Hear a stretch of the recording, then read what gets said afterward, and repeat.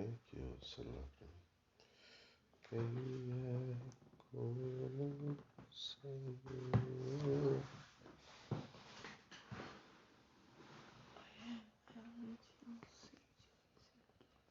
Acho que é aí.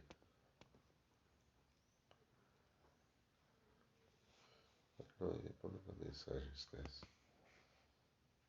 Tudo. Urgente. Tudo.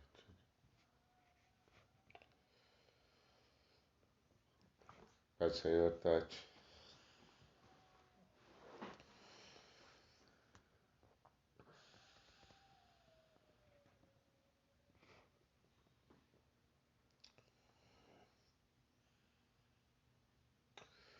Vou aguardar mais um pouquinho aí, mais uns minutinhos pra gente começar, tá? Começar entrando. O pessoal foi entrando aí, eu vou aguardar um pouquinho. Nelva, paz do Senhor.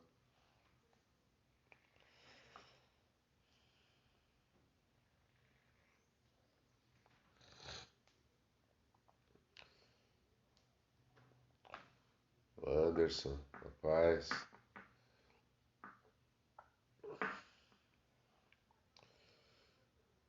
Vou aguardar aí, pessoal, pelo menos uns 2, 3 minutos, aí a gente já dá início, tá bom?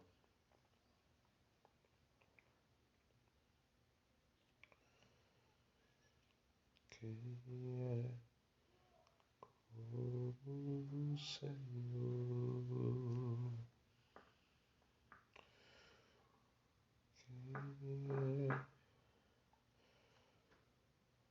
Quem é como o Senhor? Santo.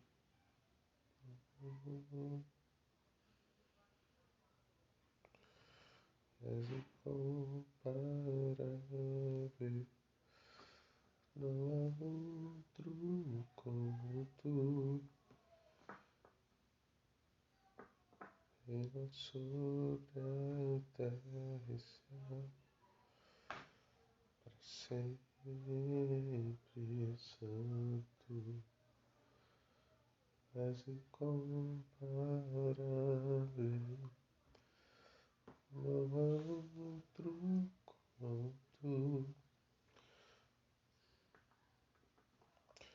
Bom, gente, eu vou fazer uma oração para a gente já ir começando, né? Já vai dar 10h05. Vamos orar então, né? E à medida que o pessoal for entrando, eles vão acompanhando aí. Amém?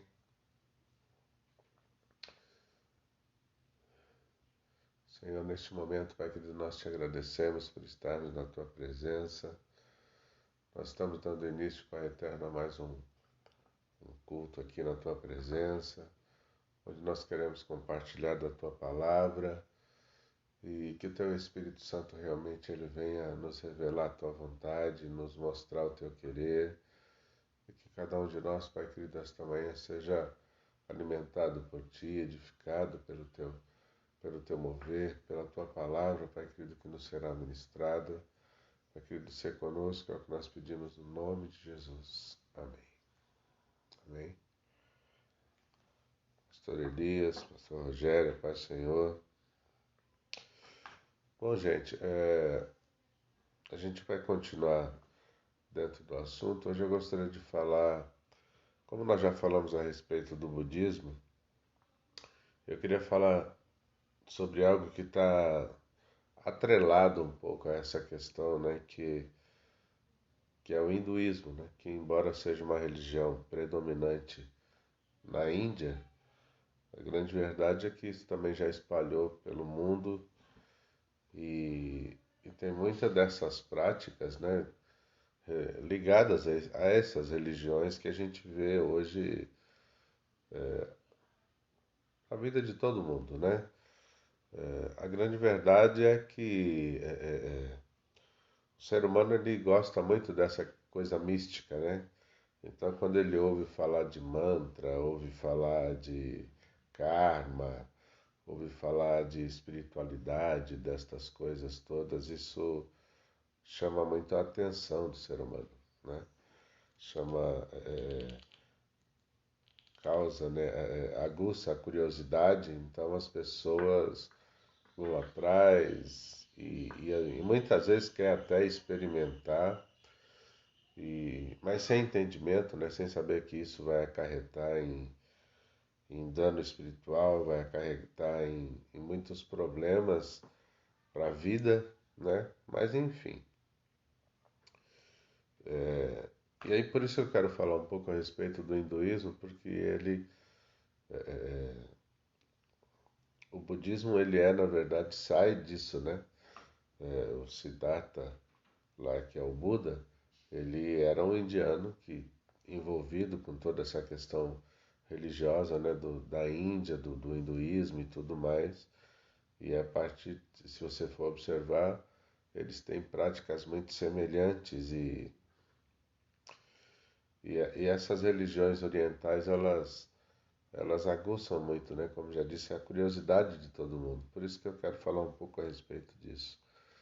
O hinduísmo é uma religião já bem mais antiga, né?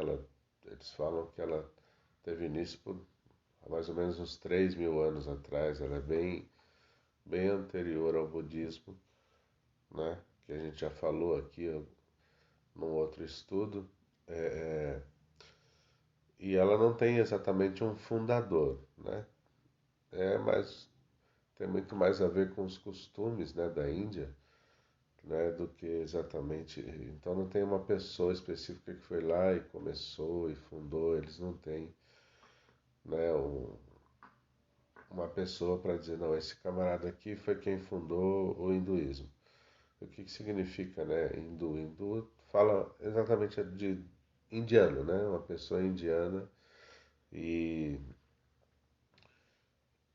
e qual é a base, né, da crença deles, da fé deles, né? Eles têm, por exemplo, adoração por alguns animais, como vaca, cobra, elefante, enfim. Né? A vaca, por exemplo, para eles é um animal sagrado e tudo relacionado a ela é importante, né? Então, por exemplo, tocar numa vaca pode purificar você, porque a vaca, por exemplo, não pode ser comida lá na Índia, né? Ela é venerada, é sagrada e se você tocar numa vaca, por exemplo, você pode ser purificado só de tocar nela ou de você comer alguma coisa que seja derivada, por exemplo, tomar o leite ou comer um queijo, por exemplo, que é derivado do leite da vaca, essas coisas, né? E tem alguns pontos que eu quero chamar a atenção de vocês que eu acho realmente muito sérios dentro do hinduísmo, né? Eles, assim como o budismo, eles também são muito ligados a essa questão da meditação. Eles têm, por exemplo, a prática da yoga, né? E essa questão da yoga, ela é importante a gente prestar atenção nisso, porque é meio que moda hoje em dia essas questões, essas coisas, né? Fazer yoga. Por quê? Porque tudo vem muito escondido. A yoga, por exemplo, ela fala muito de exercício físico, né? De postura, de você aprender a respirar direito, né? Para você trazer mais equilíbrio físico para o seu corpo, essa coisa toda. Só que a base toda da yoga está também principalmente na meditação. E do que se trata essa meditação? Na meditação eles vão ter lá os mantras, né? E o que são os mantras, na verdade? Os mantras são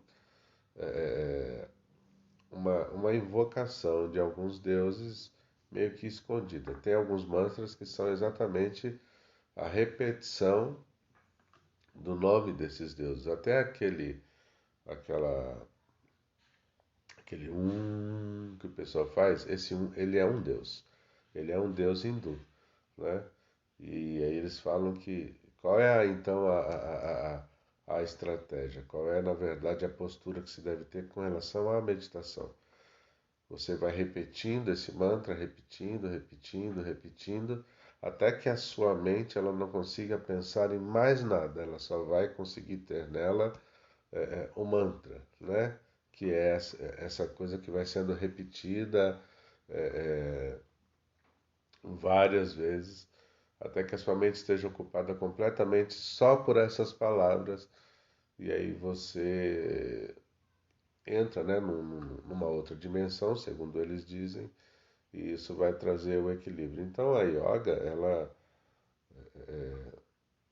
eles alegam que a yoga não tem a ver com religião, mas tem a ver com postura, tem a ver com postura do corpo, enfim, para você trazer equilíbrio, fazer tudo funcionar no corpo perfeitamente, mas por trás de tudo isso tem aí a questão do mantra que, mesmo que seja de maneira escondida e camuflada, o que está acontecendo ali é uma invocação a um deus hindu, né? Existem vários mantras estabelecidos, mas todos eles, na sua essência, eles estão chamando um deus hindu para estar ali, né? Para tomar conta da mente, né? Para possuir a mente, enfim. Esse é o, é o objetivo por trás de tudo isso, né? Embora, se você for assistir algumas palestras de yoga, eles vão falar, por exemplo, que eu assisti uma, por exemplo, de uma mulher que é uma professora de yoga, que ela fala que ela observa muito os ensinamentos de Jesus. Enfim, todos eles falam mais ou menos a mesma coisa. A gente observa uma unidade no sentido espiritual muito forte entre eles, né? Porque todos eles, quando vão falar de Jesus, falam de Jesus da mesma maneira. Então, eles falam, por exemplo, que Jesus foi realmente um ser. Isso eu estou falando da professora de yoga, né? Jesus era um ser iluminado e os ensinamentos de Jesus são extraordinários. E Jesus, eles falam, né, que a maioria dos ensinamentos de Jesus são mantras que ele recebeu para serem usados na yoga. É interessante que todo mundo, de alguma maneira, tenta colocar Jesus como sendo o inspirador para essa ou aquela prática. Mas a grande verdade, né, e a principal proposta é você assumir o controle, né? O objetivo de tudo, né, no caso, por exemplo, da yoga, é exatamente esse. Não é você dar a Deus o controle, mas é você assumir o controle de tudo, da mente, do funcionamento do corpo. Só que isso é feito a partir da repetição de alguns mantras que são invocação de demônios. Então, daí você já percebe que não é você que está assumindo o controle da sua mente, mas é um espírito, alguém que você está invocando ali no momento que você está repetindo o mantra até que ele tome conta da sua mente. É um negócio meio estranho, né? E fica muito claro para nós que, que não tem nada de Deus dentro disso, né? E nós vivemos um tempo muito perigoso, né? Um tempo em que tudo parece que tudo está ficando normal, tudo está ficando muito comum e a igreja ela tem se tornado mística, né? Então tudo isso a gente vê dentro da igreja, pessoas que estão na igreja, que participam dos cultos, que alguns até que ministram tal diante do povo, mas que fazem, que têm práticas, né, é, é, religiosas que estão completamente fora do padrão, completamente fora da verdade do Evangelho, né? Tem uma coisa que eu quero falar com vocês aqui a respeito deles, que eu acho isso. Eles possuem, na verdade, três princípios. A religião hindu, eles adoram, né? Eu fiz uma aproximadamente 330 mil divindades. É Deus que não acaba mais lá, né? Mas eles têm o que eles chamam de Trimurti, que são seus três principais deuses, né? E aí eles, quem são esses três, né? E é interessante a gente entender isso, porque os três eles vão formar então uma trindade, né? E vocês conseguem entender a gravidade da coisa? Né? E quem são? São o Brahma, Shiva e eu não sei falar direito esse nome aqui, mas Vishu ou Vishnu. Eu não consigo pronunciar esse último nome, mas qual é a ideia deles? Brahma é o criador de tudo, né? Que é o ser supremo. E aí ele tem os outros dois que compõem, né? Que é o Vishu, ou Vishnu, sei lá, eu não consigo pronunciar direito o nome. E tem o Shiva. Eu, qual é, na verdade, então, como isso se desenvolve dentro da religião? Brahma é o criador de todas as coisas, é o Deus, né? O poderoso, e ele tem lá os seus dois auxiliares com autoridade, que é esse Shivu, que é o que ele é como ele é o que cuida de tudo, é o que organiza tudo, né? E tem o Shiva. Quem é Shiva? Shiva é o destruidor.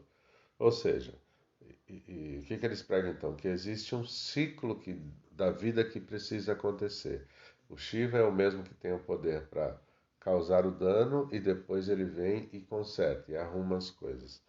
Então eles falam de um ciclo, que é o criador, o que vem e cuida de tudo, e vem o terceiro que destrói para que tudo seja restaurado novamente. É um negócio maluco, mas é na verdade a base principal da fé hindu, né? Então eles acreditam nessa trindade e aí eles vão ter o que eles chamam lá, né, de cada um deles vão ter alguns avatares, né, que é como eles chamam. Por exemplo, Shiva, ela tem 9 avatares, né? Eu não vou falar o nome de todos eles, mas só para nós entendermos, um deles que ele chama, né, que de avatar, é exatamente o Buda, que é o Siddhartha Gautama. Ele é considerado um dos avatares dessa Shiva.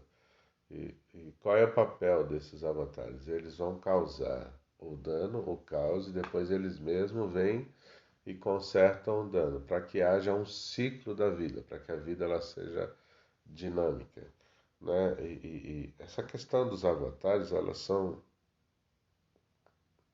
é bem séria. Eu vou ler aqui é, é, qual é a ideia deles do avatar, tá?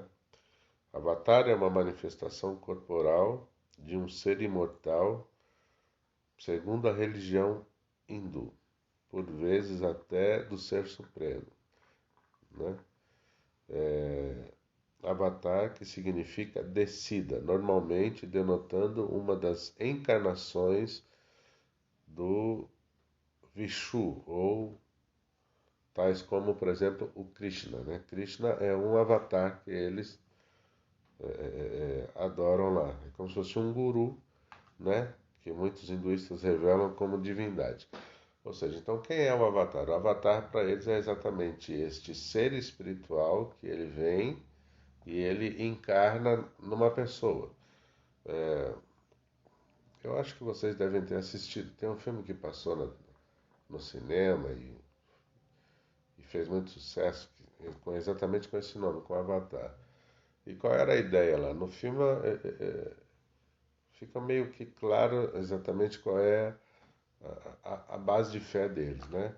A pessoa, o camarada lá, o cientista, ele entrava dentro da máquina e ele dormia. Enquanto ele dormia, ele entrava na mente de um tal de um avatar que era um ser de outro planeta lá, enfim. Mas a ideia que o filme traz é que o camarada, ele entrava na mente daquele outro ser lá e ele passava a dominar todo aquele corpo, né? Então, trocando, né, em miúdos, o que é então o avatar? O avatar é um espírito que entra na pessoa e toma conta da mente dela, né? E, e, e é importante a gente entender isso, da onde que vem a origem de algumas coisas, né?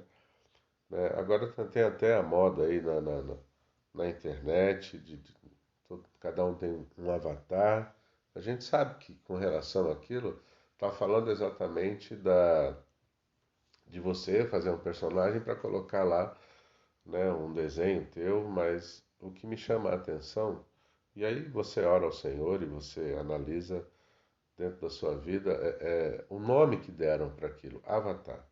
E aí a origem da palavra, a origem, né, de tudo isso tá espiritual para isso, e isso não é novo, tá? Nós estamos falando de algo que para eles já é realidade há mais de 2.000 anos. A religião tem 3.000 anos, mas ela foi crescendo e ela se consolidou mais ou menos uns 2.000 anos atrás.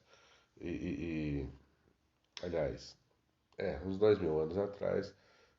E essa questão dos avatares é real para eles, são divindades que incorporam, que realmente entram, que dominam a mente de alguém, e como, por exemplo, eles fizeram com o Siddhartha Gautama, que eles consideram um dos avatares. Então, quem foi esse, que é o Buda, né? E como foi que isso aconteceu? Como que ele se tornou alguém tão extraordinário, tão sábio, a ponto de conseguir ensinar as pessoas, trazer uma nova doutrina? Exatamente por isso, porque ele foi possuído por um avatar que tomou conta da mente dele, que instruía ele, que deu a ele toda aquela sabedoria para ele se tornar quem ele se tornou. Então, ora ao Senhor, porque a Bíblia diz que nós temos que tomar cuidado com a aparência do mal, né? Porque de repente você vai falar como eu falei, da prática da yoga, pode parecer uma coisa inofensiva, pode parecer uma coisa, ah não, é só postura do corpo, é só meditação. Mas, irmãos, a minha meditação ela tem que ter um propósito, ela tem que ter um sentido, né? E, e Paulo fala sobre isso, né? Corre da aparência do mal, se preocupe com a aparência dele. Porque se o avatar, se a origem de tudo isso vem lá de trás, de uma maneira escusa, de uma maneira terrível, de uma maneira perigosa, então eu entendo que nós, enquanto homens e mulheres de Deus, precisamos ser prudentes, né? E me chamou a atenção quando eu comecei a estudar a respeito, né, do hinduísmo e vir essa informação com relação a esses seres que e aí me veio à memória esse filme, né? Porque o que acontece no filme é exatamente isso. Aquele camarada, e até no final do filme, chega um ponto em que ele deixa de ser uma pessoa normal e ele se torna o Avatar, né? Quem assistiu o filme deve lembrar do que eu estou falando, porque lá no filme é exatamente isso que acontece. Quando chega no final, o rapaz deixa de ser uma pessoa normal e ele assume definitivamente o corpo do Avatar. E é interessante até, né, que ele é uma pessoa, ele é um aleijado e quando ele entra no Avatar ele consegue andar, ele consegue fazer tudo, ele se torna alguém extraordinário, né? Então, ora ao Senhor, vigia nessas coisas.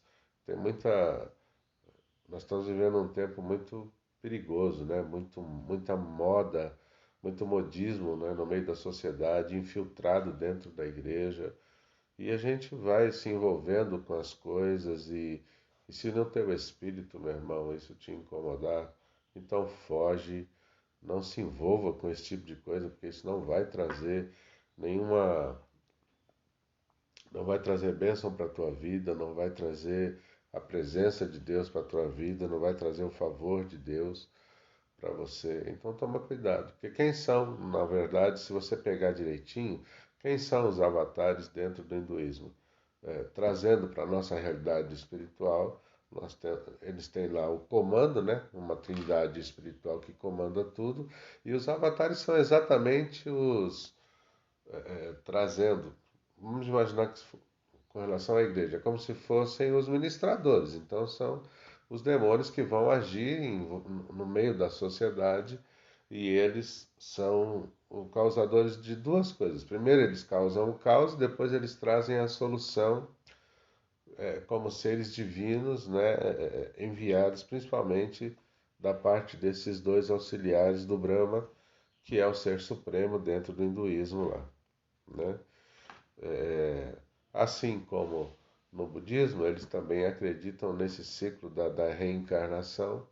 Então a pessoa morre, mas ela não é julgada, ela não é condenada, ela vai reencarnar novamente num outro corpo, numa outra época, e aí eles acreditam na questão do karma, né?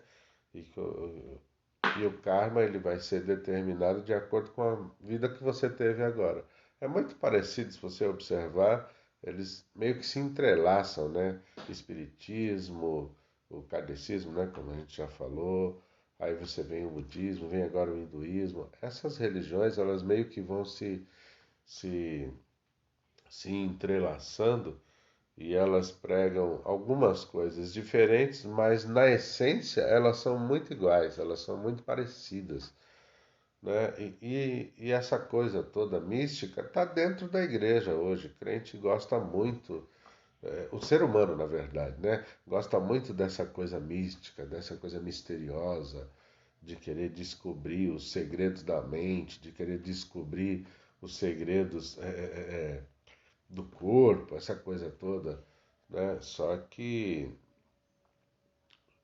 tudo isso é desejo físico, irmão. Isso é coisa da carne, sabe? No meu espírito, o meu espírito ele tem sede de Deus, ele quer se aproximar de Deus, ele quer estar perto de Deus. Mas na minha carne não, na minha carne eu quero experimentar a coisa toda, eu quero, sabe, alcançar a espiritualidade, quero ter o destaque no meio, né? Quando você vê algumas palestras, eu ouvi um guru deles, né? Que eles chamam de guru. Aqui é brasileiro, não é de fora, não. Porque, embora seja uma religião, para você ter uma ideia, ela já é considerada, né? O hinduísmo já é considerada a terceira maior religião do planeta. Ela só perde para o cristianismo, que envolve tanto a igreja evangélica como a igreja católica, e para o islamismo. Depois já vem o hinduísmo, né? Só na Índia eles têm lá 900 milhões de seguidores. E aí fora os outros lugares, né? Mas eles estão em todo lugar, né? Na Europa, na América do Norte, estão aqui, né? Na América do Sul. Evidentemente que aqui eles são ainda uma minoria, mas a grande verdade é que eles estão crescendo no mundo inteiro exatamente por essa questão das pessoas quererem essa espiritualidade. Mas aí você observa as distorções, né? Por exemplo, a questão como eles acreditam na alma imortal, na reencarnação. Então, a pessoa vai evoluindo, como aconteceu, por exemplo, a questão que eu falei do Buda aqui, né? O que acontece com esse camarada? Ele foi envolvido por um avatar e aí ele se tornou um homem extraordinário que criou uma religião que hoje ela está aí crescendo no mundo inteiro e levando o povo para o inferno, né? Porque está completamente fora da Bíblia, da palavra do Senhor. Eu quero ler um texto com vocês, está em Gálatas, capítulo 1. Eu vou ler o verso 6. Maravilho-me de que tão depressa passasseis daquele que vos chamou para a graça de Cristo para outro evangelho, o qual não é outro, mas há alguns que vos inquietam e querem transtornar o evangelho de Cristo. Mas ainda que nós mesmos, ou um anjo do céu, vos anuncie outro evangelho, além do que já vos tenho anunciado, seja anátema, ou seja, maldito. Isso aqui é Paulo falando com a igreja de Gálatas. O que estava acontecendo lá com a igreja de Gálatas? Começou a aparecer alguns se destacarem dentro lá da igreja, alguns que começaram a distorcer um pouco o evangelho no que diz respeito à questão da lei, à questão dos costumes judaicos, e distorcer a questão da graça, querendo obrigar que as pessoas, né, que não eram judeus, que elas tinham que se circuncidar.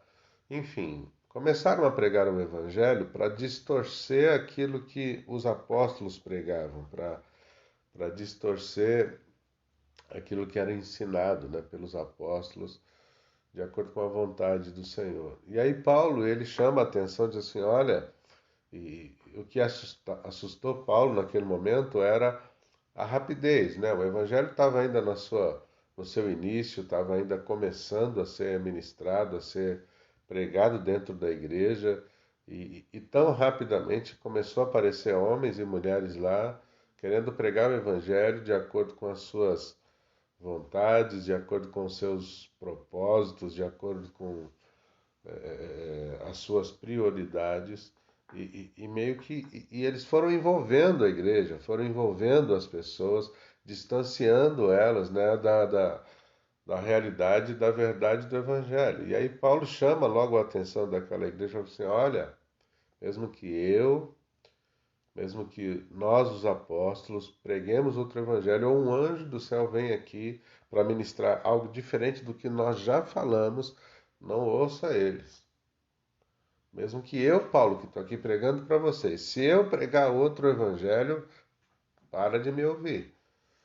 Pode me considerar anátema e não vai pelo que eu estou dizendo, não, porque se eu pregar outra coisa, então eu também já me desviei e eu não tenho que ser ouvido.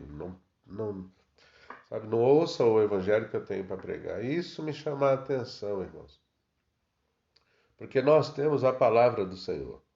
Nós temos o Evangelho do Senhor, nós temos a Bíblia que está aqui à nossa disposição, e ela toda. Eu não estou falando apenas do Novo Testamento, mas o Velho, o Novo Testamento, a Bíblia inteira. Nós temos aqui, enviado da parte de Deus, sabe, o caminho, a direção, as diretrizes que vêm do Senhor para que a gente tenha uma vida sadia, para que a gente tenha uma vida de fato, sabe, que vai viver a verdade do Senhor, que vai viver a verdade do Evangelho. Mas olha os dias em que nós estamos vivendo. E aí eu não estou falando só daquelas mensagens escancaradas, sabe, daquilo que a gente já corre automaticamente. Tem algumas palavras que a gente ouve que são ministradas em cima dos púlpitos, na televisão, no rádio, na internet, que a gente nem para ouvir, a gente já corre dela automaticamente. Mas eu falo é, é, deste outro evangelho que hoje nós temos ouvido. Alguns dias eu conversava até aqui em casa com a Luciana e eu dizia isso para ela. Nós estamos muito envolvidos com a parte romântica do Evangelho. A gente quer muito essa parte romântica, sabe? De um Deus que é fiel, de um Deus que é presente, de um Deus que cuida, o Deus que vai abençoar minha casa, vai abençoar meu filho, vai abençoar a minha família, o Deus que vai me fazer prosperar, o Deus que vai, sabe, me dar um emprego, enfim, o Deus que vai derramar a unção dele no culto e eu vou sair de lá transbordando. Tudo isso faz parte do Evangelho. Nós temos um Deus que cuida, um Deus que é zeloso, um Deus que é fiel, um Deus que é presente. Mas, irmãos, o Evangelho não é só esse romance. O Evangelho, ele é mudança de comportamento, é mudança de vida, é comprometimento também com as verdades da palavra do Senhor. E aí a gente observa hoje, dentro da igreja, esse esfriamento. Esfriamento do que exatamente? Esfriamento da igreja com relação a Deus, não com relação aos benefícios que eu posso adquirir da parte do Senhor, mas é o nosso esfriamento com relação a estar comprometido com a palavra do Senhor.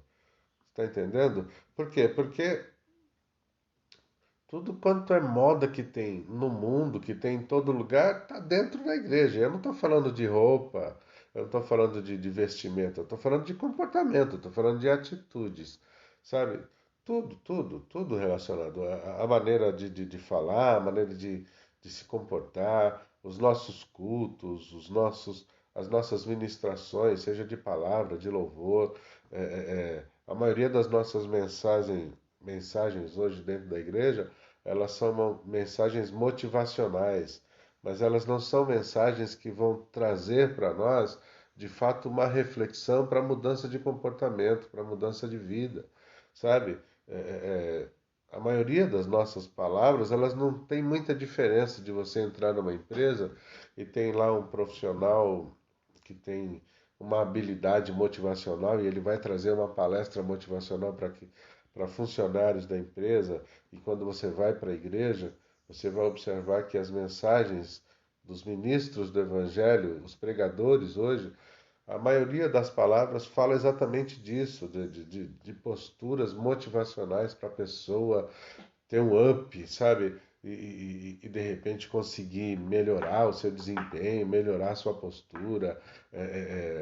A maioria das mensagens que são ministradas dentro da igreja, e mesmo as que não falam de dinheiro, elas estão falando de você ser destacado, de você de repente estar em evidência, de você crescer, de você de repente, sabe, viver uma realidade extraordinária no sentido de adquirir fama, de adquirir status, de adquirir posições. Enfim, nós vivemos um tempo muito perigoso dentro da igreja. É por isso que, com tanta facilidade, estas coisas, como eu li aqui a respeito da yoga, a respeito do mantra, a respeito, sabe, das divindades, uma religião que, que tem 330 mil deuses, é uma coisa absurda, sabe? Mas isso tudo, essa mistificação do comportamento, está dentro da igreja. E entra com uma facilidade tão grande, sabe? Porque meio que os anos foram passando e a gente foi perdendo a mirada, foi perdendo, sabe, a sensibilidade de entender e de compreender, como, por exemplo, quando Eliseu, a casa dele foi cercada pelo exército da Síria e eles estavam lá para pegar Eliseu e para matar Eliseu. A Bíblia diz que Eliseu sai e ele enxerga o exército inimigo que estava lá, tinha rodeado a cidade, né? Mas ele também enxerga o exército do Senhor que estava ali cuidando dele, protegendo ele. Só que o rapaz que estava com ele, que estava aprendendo com Eliseu, sabe, o servo dele, ele não enxergou nada, ele só enxergou o exército inimigo e a primeira coisa que ele pensou foi: nós vamos morrer.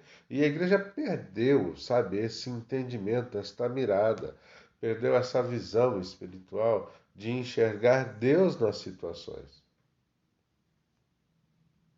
Porque nós temos vivido muito de maneira muito natural, de maneira muito humana, muito distante da realidade da vida espiritual diante do Senhor.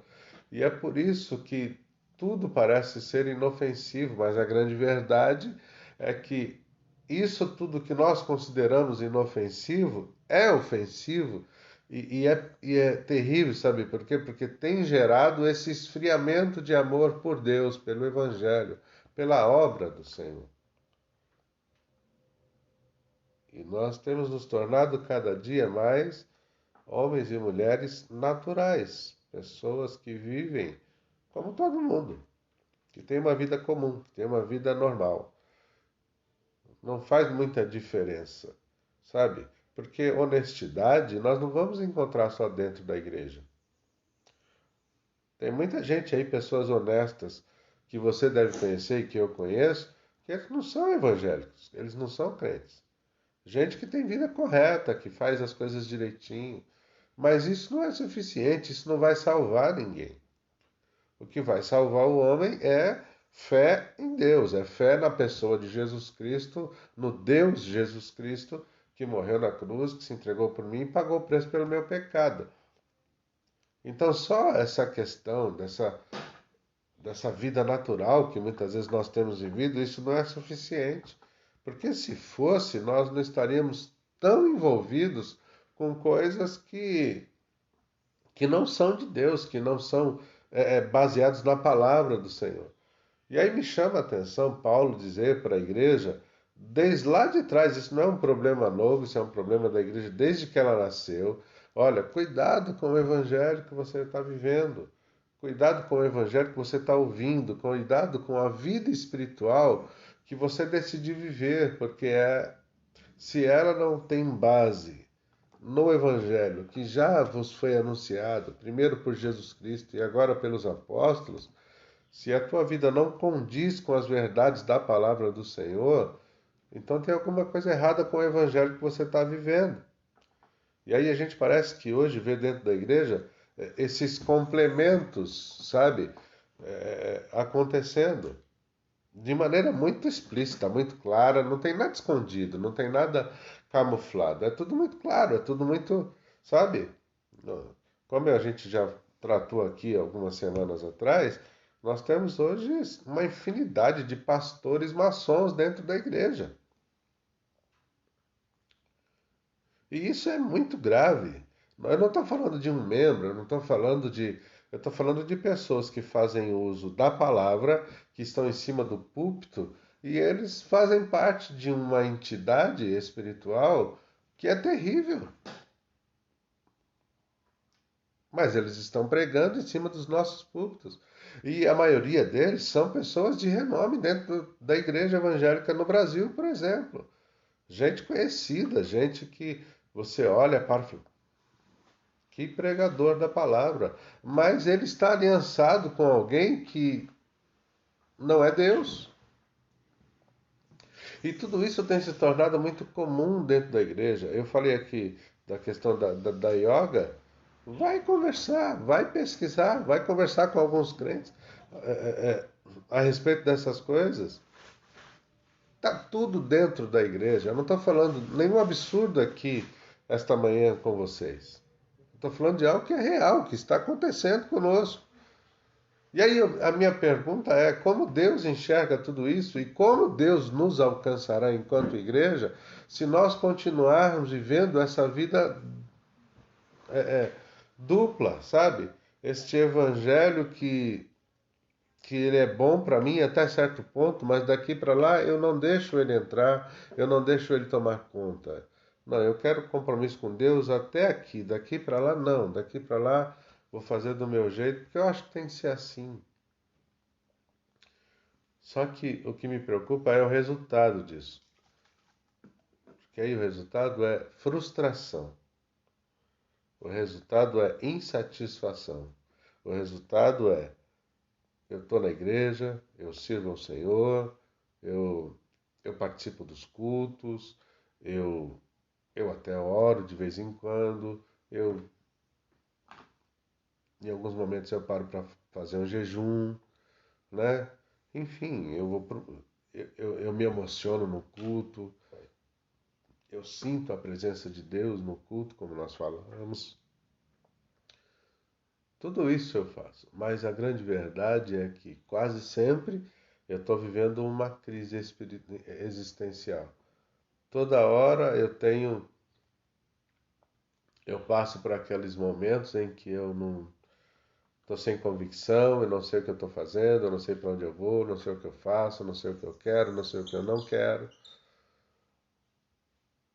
E aí eu saio, eu vou para a igreja, mas a grande verdade é que eu, eu não estou bem, eu estou insatisfeito, eu estou infeliz, eu não sou pleno naquilo que eu estou fazendo, eu não tenho plena convicção de que homem de Deus eu sou, de que mulher de Deus eu sou. E aí fica a pergunta, por que que estas crises parece que nunca terminam, parece que nunca acabam dentro da igreja? Por que que hoje nós temos uma igreja tão doente, com pessoas tão insatisfeitas e tão desequilibradas dentro da igreja no que diz respeito ao seu comportamento no dia a dia, na vida? Exatamente porque nós precisamos mergulhar dentro da palavra do Senhor de verdade. E mesmo aquilo que eu considero pequeno, e mesmo aquilo que eu considero talvez inofensivo, eu preciso observar dentro de um ângulo espiritual as coisas e entender que isso é ofensivo, que isso é perigoso. Porque a Bíblia me aconselha a fugir da aparência. Ela não diz para eu fugir do mal, porque o mal já está lá estabelecido, o mal já está lá determinado. Eu olho, eu já enxergo de longe e eu já corro dele, eu já me afasto dele. Mas o mal, ele não vai se apresentar sempre como o terrível, ele vai muitas vezes se apresentar bonitinho, inofensivo. Mas aí ele pode vir e me destruir. A Bíblia conta um episódio na história de Israel, onde um rei se levantou contra a nação de Israel e eles estavam em guerra, né? E, e esse rei, ele teve uma estratégia. Qual foi a estratégia dele? A estratégia desse rei não foi confrontar diretamente. Ele entrou em guerra contra a nação de Israel, contra Judá. Mas como foi que ele chegou até lá? Como foi que ele venceu aquela guerra? Ele conseguiu, quando aquela primeira batalha, ele venceu. Depois Deus dá uma estratégia, Israel vem e vence. Mas num primeiro momento, como que ele conseguiu vencer? A Bíblia diz que ele foi pelos limites de Israel. Ele não confrontou diretamente, sabe, Jerusalém. Ele não foi direto até. Ele já não entrou em guerra contra Jerusalém. Ele veio pelos limites do país. E ele foi conquistando devagar. Ele não teve pressa para chegar. Ele foi conquistando pelos limites. Então ele foi conquistando as cidades menores, os limites mais longínquos do país. Ele foi destruindo as fronteiras. E ele foi minando as fronteiras. E quando ele finalmente deu o bote, ele entra em conflito, aí ele venceu. Por que ele venceu? Porque ele tinha tirado a força. O nosso inimigo, o diabo, ele é estrategista. E nós estamos no meio de uma guerra espiritual que ela é contínua. Não imagine você que esta guerra espiritual contra a tua vida, que esse objetivo do inferno contra a tua vida, que esse objetivo do inferno quanto a não permitir que você vá viver uma vida, a eternidade com Deus lá no céu, ele para. Essa guerra ela é todos os dias e ela é constante. E se você não percebeu ainda, comece a observar. Ele vai atacar você de diversas formas, de diversas maneiras. Ele vai tentar atingir você de diversas maneiras. E ele vai primeiro minar a tua fé. E como ele faz isso? Se ele não conseguir num ataque direto, ele vai usar de estratégia e ele vai vir por fora. Ele vai pegar os teus limites. Os teus limites. E aí eu gostaria que você, nesta manhã, em nome de Jesus, observasse isso. E parasse de olhar para as coisas como homem natural, como mulher natural. E parasse de olhar para tudo e continuar dizendo: isso aqui não tem nada a ver, isso aqui é inofensivo, isso aqui não vai me atingir, isso aqui não tem poder contra a minha vida. Cuidado! Cuidado com isso, porque todos nós somos falíveis. Todos nós somos falíveis.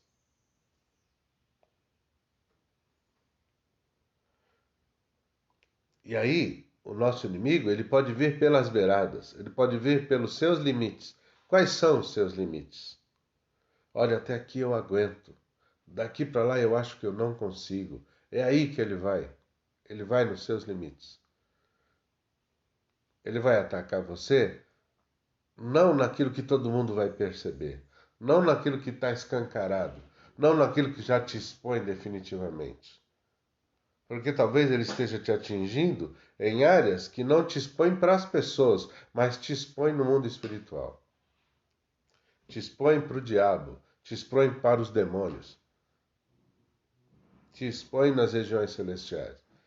Eu não sei, eu não estou vendo, eu não consigo detectar onde você está sendo atingido, mas acredite, no mundo espiritual, os demônios o sabem. E a igreja, ela precisa correr destas coisas, precisa se afastar destas práticas, porque tudo isso está dentro da igreja. A gente brinca com essas coisas, com karma, com isso e com aquilo, a gente brinca com isso. Mas o mundo espiritual, ele é real, irmãos, e ele é sério. Ele é sério.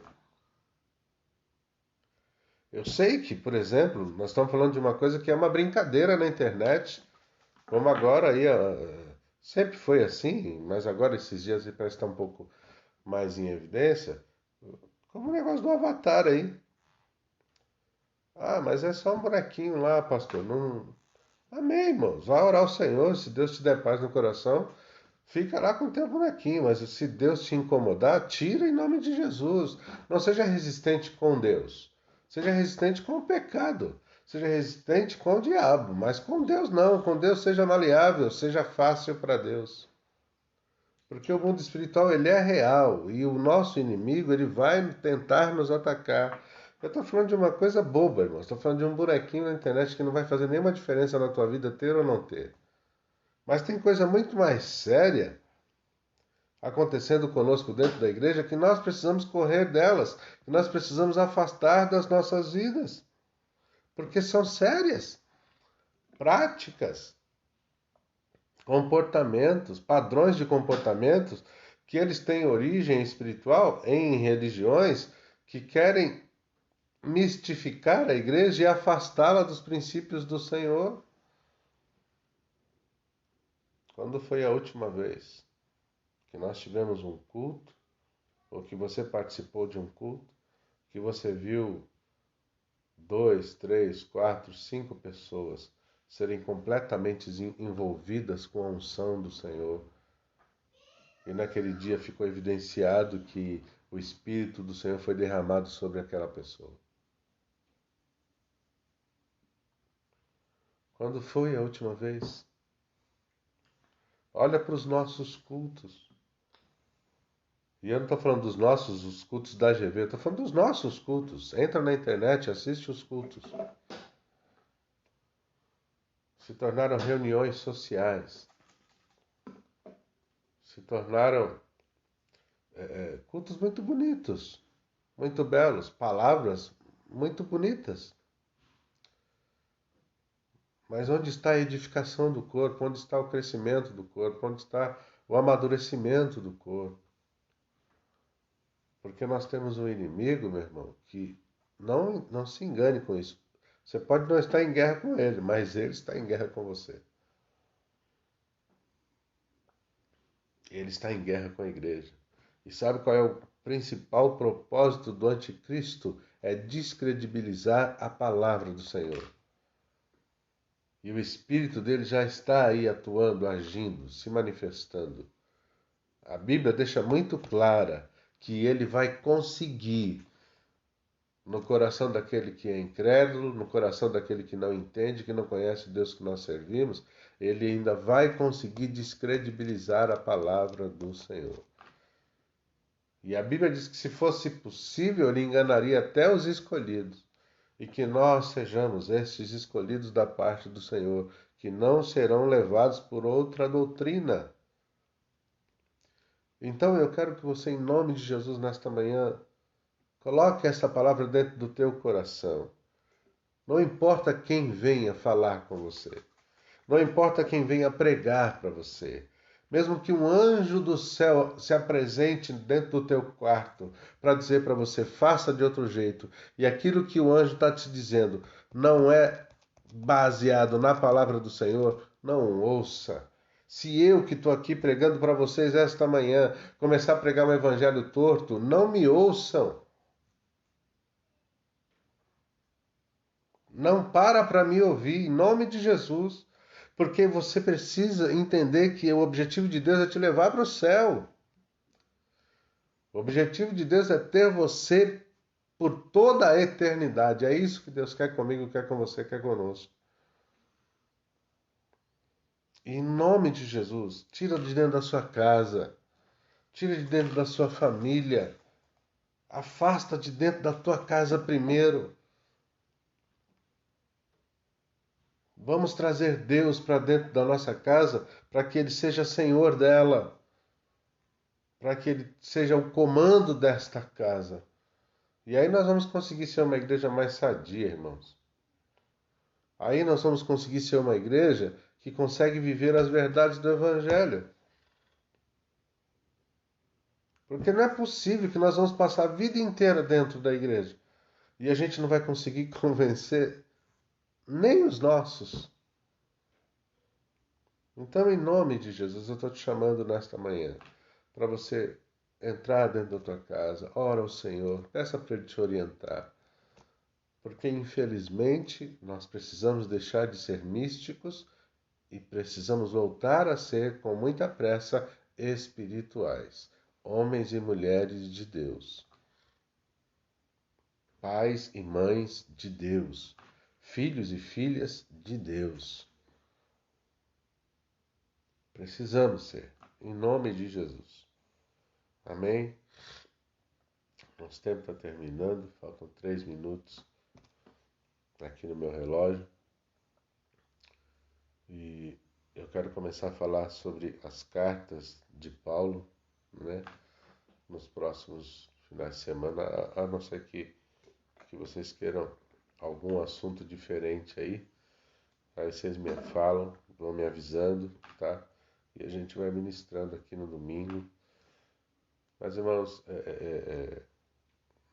guardem essa palavra no coração de vocês, orem ao Senhor, peçam orientação para Ele, que nós passemos a ter um comportamento diferente para que a gente possa trazer a presença de Deus para a nossa casa, para a nossa igreja, para os nossos cultos.